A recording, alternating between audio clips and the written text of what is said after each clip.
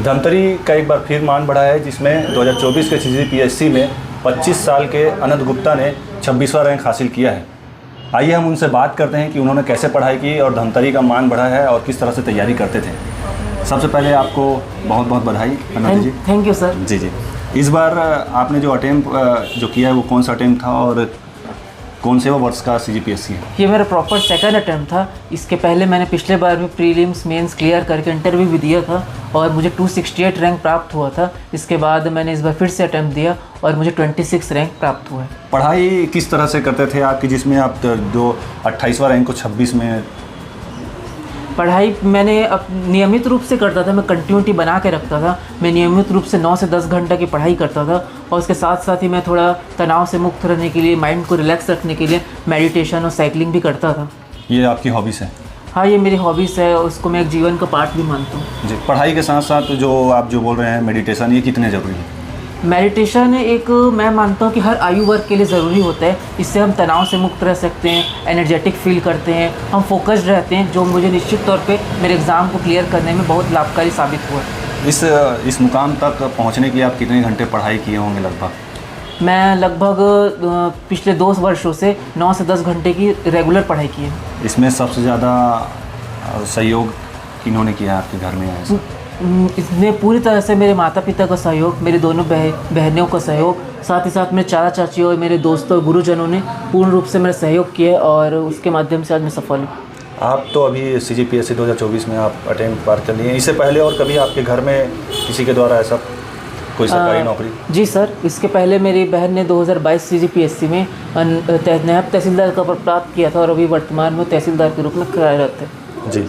तो धमतरी में ज़्यादातर देखा जाता है कि लोग जो युवा वर्ग हैं वो किसी और क्षेत्र में चले जाते हैं या कोई नशे में, या तो आप उनको क्या बोलना चाहेंगे? मैं युवा वर्ग को यही संदेश देना चाहूँगा कि पहले वो अपने एक गोल को तय करें कि उनको जीवन में क्या करना है। अगर वो सिविल सेवा में जाने चाहते हैं या इंजीनियरिंग या फिर किसी कौशल के क्षेत्र में या समाज के क्षेत्र में, उसके बाद अपनी पूरी जी जान से उसमें प्रयास करें और निश्चित रूप से आपको उसमें सफलता मिलेगी। किस तरह से तैयारी, मतलब जैसे बोला जाए तो कई बार ऐसा होता है कि मन टूट जाता है पढ़ाई में, तो उसको किस तरह से आपने हैंडल किया है? ये मन टूटना और थोड़ा डिप्रेस होना मैं समझता हूँ सभी के साथ किसी न किसी पड़ाव पे होता ही है, परंतु हमको उस दौर में अपने आत्मविश्वास को नहीं खोना चाहिए, हमको लगे रहना चाहिए और अपनी मेहनत, अपनी पढ़ाई पर विश्वास रखना चाहिए और निश्चित रूप से हम नियमित रहेंगे तो हमें सफलता मिलेगी। अभी आपका 26वां रैंक लगा है, कौन से पद पर जाना चाहेंगे आप, क्या सोचें?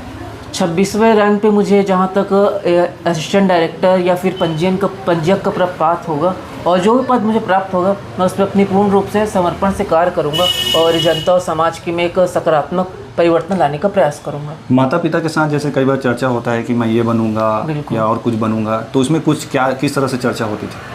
मेरे माता पिता बचपन से ही काफ़ी सपोर्टिव रहे हैं और उसमें उन्होंने कभी मुझ पे किसी से थोपा नहीं कि आप यही बने या यही करिए। उन्होंने पूरा स्वतंत्रता दी थी कि आप जो भी क्षेत्र में रुचि रखते हैं उसमें आप आगे बढ़िए और मेरी चूँकि रुचि सिविल सेवा की रूप थी, मैं समाज में एक सकारात्मक परिवर्तन और एक बेहतरी में कार्य करना चाहता था, तो उन्होंने पूरा मुझे सपोर्ट किया और उनके सपोर्ट के माध्यम से ही आज मैं सफल हूँ। क्या कुछ और बनना चाहते थे बड़े पोस्ट में? जी सर, निश्चित तौर पे मैं डिप्टी कलेक्टर और भविष्य में IAS के रूप में कार्य करना चाहूँगा। उसके लिए मैं पूरा अपनी क्षमता से प्रयास करूँगा। कलेक्टर बनने हैं आपको? बिल्कुल सर। किस तरह से तैयारी करेंगे और आगे पढ़ाई के साथ साथ? उसके लिए UPSC एग्ज़ाम देना होगा और उसके तीनों चरण को पूर्ण करके पद प्राप्ति हो जाएगी IAS की। जी। क्या अपील करना चाहेंगे आप जितने भी अभी पढ़ाई कर रहे हैं CGPSC और UPSC के लिए, उसके लिए क्या बोलना चाहेंगे आप? मैं बस यही कहूँगा कि आप नियमित रूप से पढ़ाई करें, अपने रेगुलर टेस्ट दें, रेगुलर रिवीजन रखें, अपनी पढ़ाई को कंटिन्यू रखें, बीच में तोड़े नहीं, गैप ना लें और इसके बाद बस लगे रहें, आप सफलता निश्चित तौर पे आपके कदम चूमेंगे। तो ये थे हमारे साथ अनंत गुप्ता जी, जिनको अनंत बहुत शुभकामनाएँ, जिन्होंने धमतरी का मान बढ़ाया है और 26वां रैंक CGPSC में लाया है। मैं दादू सिन्हा, DNA न्यूज़, धमतरी। अपना परिचय। मैं राजेंद्र गुप्ता, गणेश चौक में रहता हूँ, है ना। मैं ज्वेलर्स का काम है। मेरे 3 बच्चे हैं, 2 लड़की 1 लड़का। आपका पुत्र अभी और नाम रोशन किया है। अभी इसके सबसे पहले तो हमारे परिवार, हमारे खानदान में हमारी लड़की अवंतिका गुप्ता और आंचल गुप्ता दोनों छत्तीसगढ़ स्तर में गोल्ड मेडलिस्ट हासिल किए। मैथ्स में और आर्ट्स में। उसके बाद ये लड़की से छोटा है अनंत गुप्ता, ये भी उन्हीं का रुझान देख के दीदी तहसीलदार पद में नियुक्त है और इसी को रुझान देख के ये अपना प्रैक्टिस किया है। ये कोचिंग न जाके सेल्फ स्टडी करके किया रायपुर में रह के, और ये आज जैसा है कि छत्तीसगढ़ में राज्य स्तरीय में 26वां रैंक में पहुंचा है। कितना खुशी और जिससे हमारे पूरे परिवार में खुशी व्याप्त है ना। और आप लोग के माध्यम से, इस चैनल के माध्यम से मैं धमतरी समाज के, धमतरी नगर के बच्चों को भी बोलूँगा वो आगे से आगे बढ़े और प्रशासन के अच्छे से अच्छे पद में लेके समाज के अंतिम व्यक्ति तक अपनी सेवा पहुँचाएँ। ये मेरे बच्चों की भी इच्छा थी, मेरी भी इच्छा थी और मेरे परिवार की भी इच्छा है कि वो प्रशासन में रह के सेवा करें। पूरा खाना है भाई। मैं थोड़ा बहुत पॉलिटिक्स में रहता था, तो उसमें से ये देखा कि पॉलिटिक्स से ज़्यादा बेनिफिट अधिकारियों में है। पॉलिटिक्स का जो उम्र रहता है 5 साल का रहता है, पर अगर कोई कार्य क्षेत्र में कोई अधिकारी काम करता है उसकी उम्र होती है 60 साल।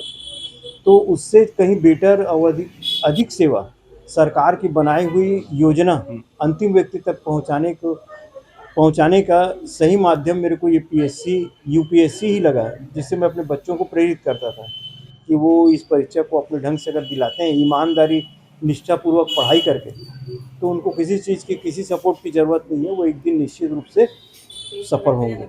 क्या बोलता था आनंद बचपन से लेके क्या वो मेरे बच्चे मेरे मोटिवेशन से, मैं तो ज़्यादा समय नहीं दे पाया बच्चों को, नहीं मैं खुद पढ़ाया बच्चों को। और सबसे अच्छी बात ये कि मैं उनको कभी ट्यूशन नहीं पढ़ाया। मैं तीनों बच्चों को मैं ट्यूशन बोलने के बाद एक ही बोलता था, मैं लड़की को भी, आप पढ़ाई बंद करके घर में काम करो और मैं तुम्हारी शादी कर दूँगा। लड़के को भी बोलता था, बेटा मैं पढ़ा नहीं सकता और ना खर्चे एक्सेप्ट कर सकता, अगर नहीं पढ़ना है तो चुपचाप प्रेम से बैठ जाओ, आओगे फर्स्ट आओगे तो मैं पढ़ाते जाऊँगा, चाहे मैं कैसे भी कुछ भी करना पड़े।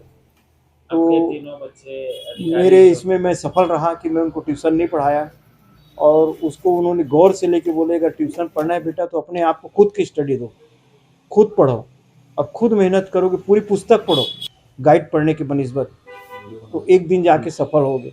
ऐसा करके मोटिवेशन करता था, जो जाके आज ऐसा लगता है कि मैं सफल हो गया। तीनों बच्चे सरकारी, और तीनों बच्चे मेरे सरकारी नौकरी में पहुंच गए हैं। बड़ी वाली तो तहसीलदार गरियाबंद है और ये इसका भी पोस्ट नहीं आया है, ये उससे 59वां रैंक था हमारी लड़की का, इसका सिर्फ 26वां रैंक है। हाँ, इससे मैं बहुत खुशी है। उसकी माँ, मम्मी, पापा, तीनों चाचा चाची, पूरे परिवार, पूरे समाज के लोग, मेरे को लगातार शुभकामना प्राप्त हो रहा है समाज की तरफ से। और समाज में छत्तीसगढ़ स्त्री गोल्ड मेडलिस्ट और 1100 गोल्ड मेडल लेने का खुशी मेरे को ही हासिल हुआ। मैं समझता हूँ बच्चों के पढ़ाई का खर्चा निकल रहा है। 5 साल बेमिसाल, आपकी आवाज हमारी पहचान, सच की ताकत, निष्पक्षता का वादा। डीएनए न्यूज के 5 साल का शानदार सफर, हर मुश्किल दौर में आपके साथ डीएनए न्यूज। 5 साल से आपकी आवाज, खबर जो मायने रखती है आपके लिए, वो दिखाता है डीएनए न्यूज।